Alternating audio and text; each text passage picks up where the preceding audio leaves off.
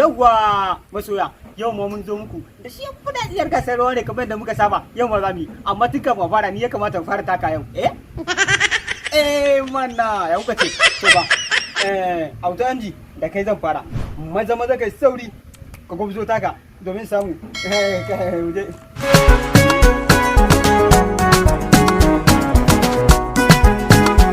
Ayo. Yawwa auta anji. Gaskiya ka dan taka rawar gani amma fa ba sosai ba, kuma ka ban mamaki ba don komai na baka farko ba, sai dan ga ka haye amma sai ka zo ka kuma a cikin sahun sai a hankali. To shikenan cikin kaso 100 din dai kana da 35 a wata MG na ganka yanzu, sai ka dan dakata daga gefe ka jira ni bari in koma kan wani kafin dawo kanka. A kawo dan sarki da gani yau ka karo wulaganci, to da kai zan fara mu je ne kai ne na biyu. Ayo wani soyayya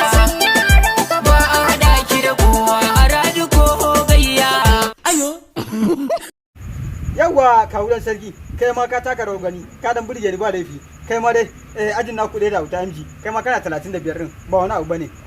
Yawa Prince Adam A Zango, ka rangado taka ka taka rawar ka iya rawar ka domin samun kyautan Allah ta meke ka cike nan. Mu je zuwa na rasa ki zana zama kama da jinjiri, shi so bai da wasa. Ayo kaga Prince ya isa. To kai ma dai ka ta rawar gani ba laifi, amma ni ma na fi kokari, ni na sayan kallo za su tantance domin ruwan da ta kayo wallahi ne ya kamata a ba na daya. Adam A Zango, to kai ma dai kana da biyar dai ka dora musu 40, yanzu bari koma kan Kabiru Boy mu kalla. Sai ka dan dakata Kabiru Boy mu je zuwa. Akwai ribar duniya har ka samu lafiya.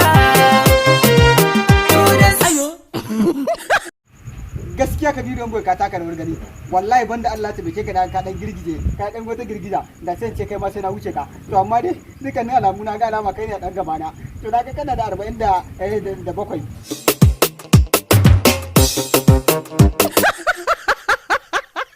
Ayo to samari, gaskiya kun taka rawar gani sosai, amma yanzu abin da za a yi wajen yanke hukunci nan ba zan yanke ba, sai an tambaye baba ya gami ya danganta a kansu. Ayo to baba ai a taimaka a yanke hukuncin nan domin su samu san matsayin su, amma ni yanzu kuma taimako nake nema a ce a yanke hukuncin nan yanzu ko zuwa anjima. Ayo shekara 30 babu tausayi bai.